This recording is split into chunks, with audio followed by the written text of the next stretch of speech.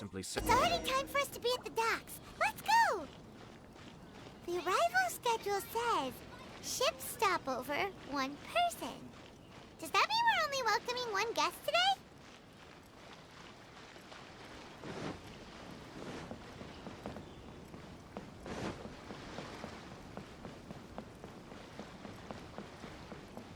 Казуха! Я была вчера права. Look, that figure on the wharf. It looks like Kazuha.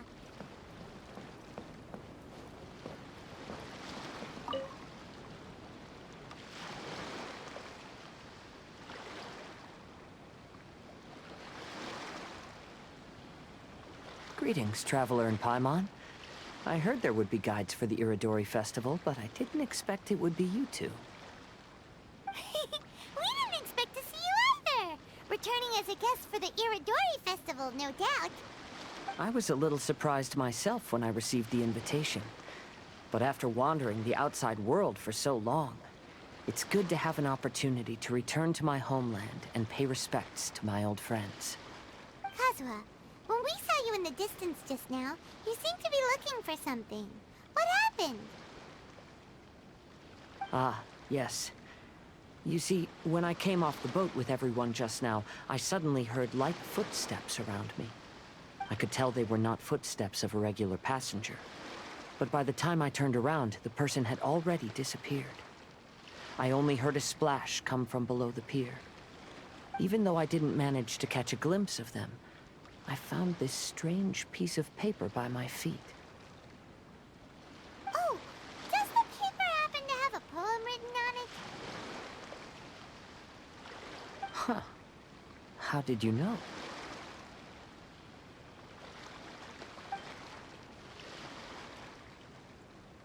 Fascinating. It's almost hard to believe such things could happen. Sure, here it is. Please, have a look.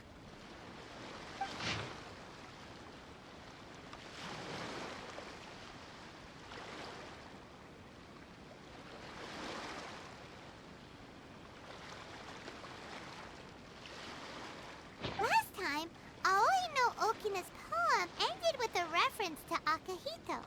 And sure enough, this is a story about him. The story this time basically says that Akihito got his name from his love of red seals. However, the shogun discovered that he had committed plagiarism, and he was soon exiled. Well, if Paimon were to rate today's story, it sounds pretty unfortunate. I don't think there's anything particularly wrong with this story. I too was once wanted as a criminal by the shogunate. So I'm not all that different from Akihito mentioned in this story. But according to the story, Akihito was exiled by the shogun because of his wrongdoings. You did nothing wrong, Kazuha. Huh? Traveler, what are you thinking about? Ah, by the way, you mentioned that your friend has been struggling because he's unable to sign his name quickly, right? In Liyue and Inazuma, there is a saying, that which has been stamped has also been signed. Perhaps using a seal could be a feasible solution. While sailing at sea, I sometimes carve things to pass the time. If you wish to create a stamp for his seal, I might be able to help.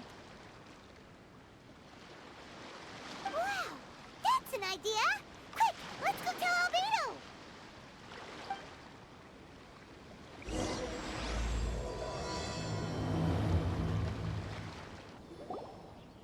Albedo, we figured out a way to help Shincho!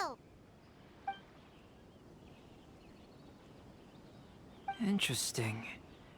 A story of the 5 Kasen appears again, and with a timely solution. A stamped seal, huh? Let me think. Indeed, it is an efficient solution. If we use a stamp, then Xingqiu won't have to struggle with his handwriting anymore. Since Xingqiu's signature has been previously revealed to the readers, it would seem insincere if he only used the stamped seal for his new books. But I have another idea. Using a seal is a part of it, of course. Let's go to Ouya restaurant now to discuss my idea with everyone. Yes, that's it, Jinyu. Your writing has greatly improved today, which means yesterday's intensive training was effective. My apologies, but I simply can't do it anymore. My hands are so sore that I can't even move them anymore. Oh, I should have known better than to read novels during calligraphy class. You just had a 10-minute break. Come on, you can do this. When it comes to pushing a deadline, there's no one more brutal than Mr. Hirayama. No wonder Lady Yai would always send the editorial director to handle troublesome authors. Whoa, this is getting scary. It hasn't even been that long and Shincho's already zombified. Mr. Hirayama, we found a solution that might just solve our dilemma. In both Liyue and Inazuma, seals are widely used as the equivalents of a signature. If we use a stamp to leave the author's seal on the books, then we could make the signature process a lot easier. Of course, a seal on its own is not enough. So, I propose that each signature consists of 2 parts. First, we'll use a personalized seal. We can simply carve one using Chenyu's signature as the design. In addition, I'll also design a simple but elegant pattern that's easy for Chenyu to write. That way, he will only need to draw a simple pattern on each book. Let me think. All right, I think that would work. Not only does it still involve the author's own handwriting, but the result should be very beautiful as well. So, what you mean to say is, I've been saved from this predicament? Mr. Hirayama, it suddenly occurred to me that the reason we gave up on live book signings previously was because it would take too long for the author to sign each book. But if we adopted Calx's proposed method, we might have enough time to do signatures at the live event. And if all the authors signed their books in the same fashion, then Genyu's signature wouldn't look out of place. If you think it's feasible, I would certainly be happy to design signatures for the other authors as well. Yes, and you may leave carving the stamps to me. In that case, I shall contact the other 2 authors participating in the new release event. It is a great honor to use a signature designed by Calx. My pen name is quite complicated and isn't suitable for signing events. However, if we implement this new format, then it'll be a dream come true for me as well. Great! Looks like everyone's on board with the idea. I'm sorry to have kept you busy for so long, Genyu. Please, take the next few days to have a good rest. We'll handle everything from here. The books that Genyu already signed can be used as special prizes in future events held by the Eye Publishing House. We did it! The event is saved! Thanks to everyone's efforts, Onodera and I are finally free of that mess. That's right! You're finally free, Xingqiu! Maybe you should step outside for some fresh air.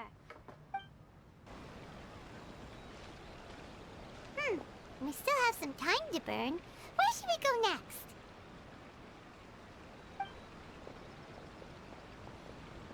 Traveler, there you are.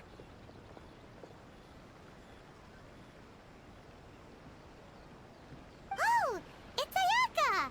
And Venti! That's an interesting combo.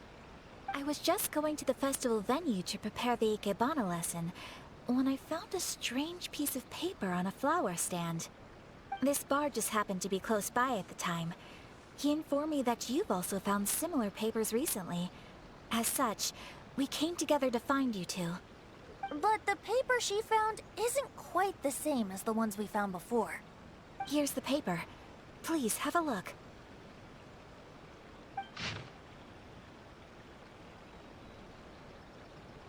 Huh. All the poems we found before were roughly the same length. But this one is only 2 lines. And even though there are only 2 short sentences, neither of them are next to the title or centered on the page. The position of the writing seems to indicate that there is other content written on this paper besides these 2 lines. If we take the poem literally, it reads, "Dip this paper in water and see the truth naturally appear." Speaking of which, I have an ancient text at home, specializing in ancient and exotic stories. It mentions a special ink that will show itself when wet and disappear when it's dry. So, shall we give it a whirl? It just so happens that there's a pond nearby.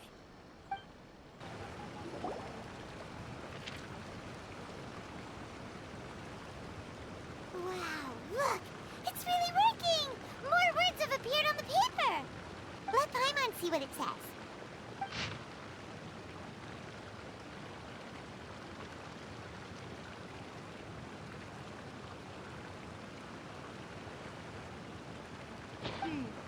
Story says that after Sumizomi got the collection of poems from Akihito and put them into a stream of water, the plagiarized words in the poem became blurry.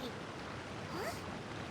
Why would that happen? You see, Paimon, in the past, when printing was not yet well developed, handwritten text could easily become smudged in books when exposed to moisture. To ensure the text lasted longer, they'd either write using a special ink or coat the paper's surface with a waterproof coating once the writing was finished. Such special inks are time-consuming and laborious to produce, and the waterproof coating could also prove just as difficult. However, since Akihito's poetry collection was an important gift to be presented to the shogun, surely one of those two methods was used to protect it. But as for the plagiarized poems, not only would they lack Akihito's seal, but the words would also react differently when exposed to liquid. Which means Akihito didn't plagiarize his work. He was set up! Yes, it appears that this is the truth that Sumizome's story is trying to convey. Although the story is saddening, I've decided on the subjects to use for Akihito and Sumizome's portraits. Kazuha, Ayaka, would you be willing to be the models for my paintings? I would be delighted. Yes, as would I. There you go. The next two portraits should be ready in no time. Yes. And now that all 4 stories have all been collected, the story of the 5 Kasen is now fully completed.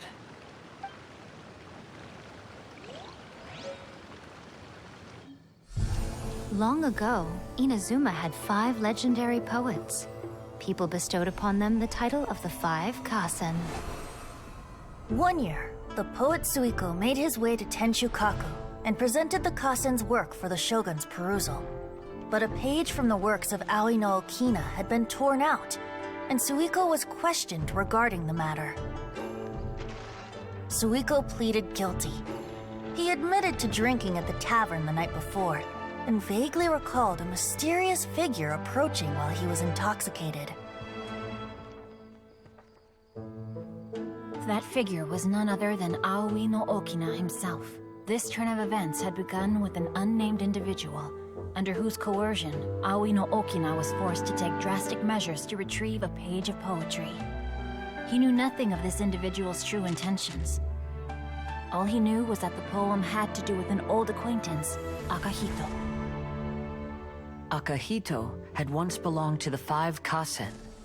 Each poem he composed, he marked with a scarlet red seal, hence the Aka in his name. Such a distinguished writer was he, and yet one of the poems he had submitted the previous year was found to be plagiarized. Akihito was exiled for his crimes, and only 4 of the 5 Kasen remained. Sumizome went over Akihito's poems and noticed that the plagiarized poem lacked his seal. She immersed his poetry in a stream nearby, and only on the plagiarized poem did the ink run. Aoi no Okina passed by and witnessed Sumizome's doing, which he then recorded in a poem.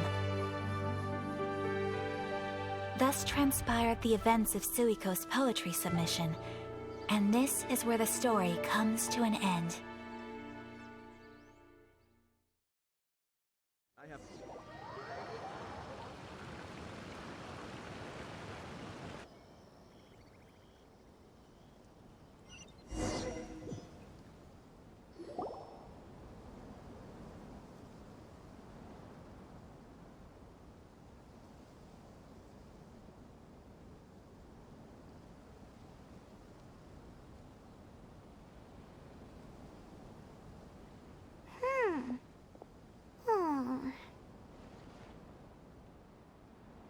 Yeah. Ever since we completed the story of the 5 Kasen, there's still one thing Paimon hasn't been able to figure out. One of the 5 Kasen is called Kuranushi, right? It's just that, how could the story of the 5 Kasen finish without him appearing at all? Oh. Have you really not noticed? Huh? Not noticed what? This is no time to be playing games, tone-deaf bard! What he means is that the story of Kuronushi was already embedded within the 4 poems. Huh? Really? That's right. The key lies in the poem that Aoi no Okina wrote after seeing Sumizome rinsing the poetry collection. An average person could never understand the scene of a young girl washing Akahito's poetry collection in a stream. Even Aoi no Okina couldn't figure out the meaning behind Sumizome's actions. He was simply reminiscing and thinking about his old acquaintances. However, for the perpetrator who framed Akahito, it was completely obvious. He was worried that if this poem was seen by the Shogun, then the Shogun could discover the truth behind the plagiarism incident. If that happened, then he'd be finished. So, in desperation, he threatened Aoi no Okina to make him tear out this poem. Which means the one who threatened Aoi no Okina is the same person that framed Akahito. What? Kuronushi? That's right. Though there are only 4 poems, they still managed to tell the complete story of all 5 kasen. Since the Shogun mentioned in the poems is certainly not the one of the 5 kasen, the only character left is the mysterious one with an unknown identity. Oh, okay. Paimon is finally starting to get it now. However, this also brings something else to mind. The story of the 5 kasen has more or less reflected everything that's been happening around us lately. Which begs the question, is there a Kuronushi in our world as well? A Kuronushi? In our world? Speaking of which, I wonder if our dear Kazuha has come up with anything. Oh, right! Kazuha! He's been pretty quiet this whole time. Let's ask him!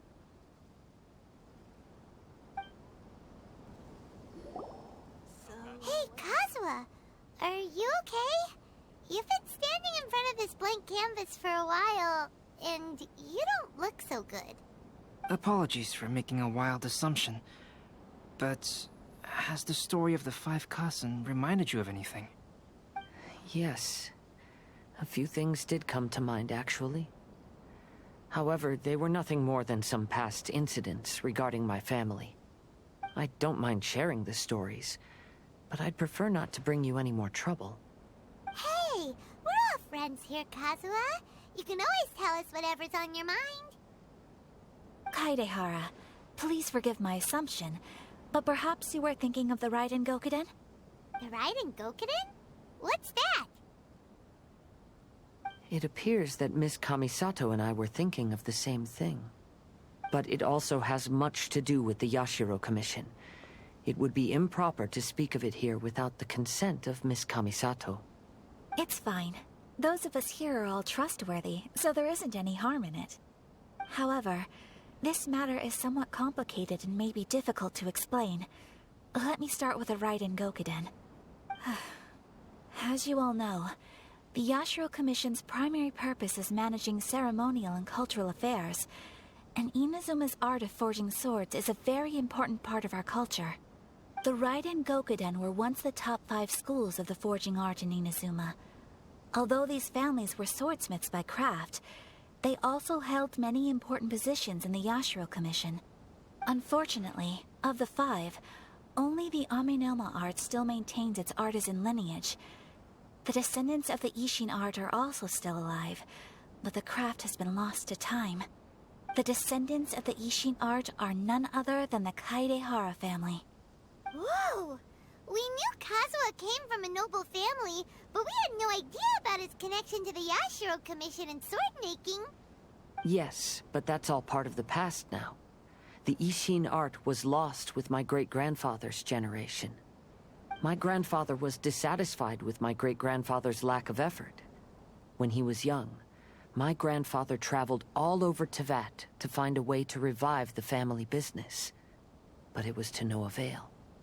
And in my generation, our last remaining family property was lost as well. I heard my elder brother mention that the decline of the Raiden Gokuden happened very rapidly. In the span of a few decades, 3 of the families suffered various misfortunes and disappeared completely. Later, there was speculation that all of these misfortunes stemmed from some background machinations, meaning that someone wanted to wipe out the Raiden Gokuden. However, since not every family of the Raiden Gokuden came to ruin, such explanations were treated as nothing more than a conspiracy theory. Indeed. I've also believed such ideas were just theories and rumors. However, I know that a major incident happened to my great-grandfather when he was young. Not only did it affect the Kaedahara clan, but it nearly jeopardized the Kamisato clan's position in the Yashiro Commission as well. After reading the story of the 5 Kasen, I can't help but feel like it's pointing me toward the truth behind that incident. What exactly happened to your great-grandfather, Kazuha? I still can't say. I need to speak with someone to verify the details. Let's meet here again at noon tomorrow. I will tell you everything I know then.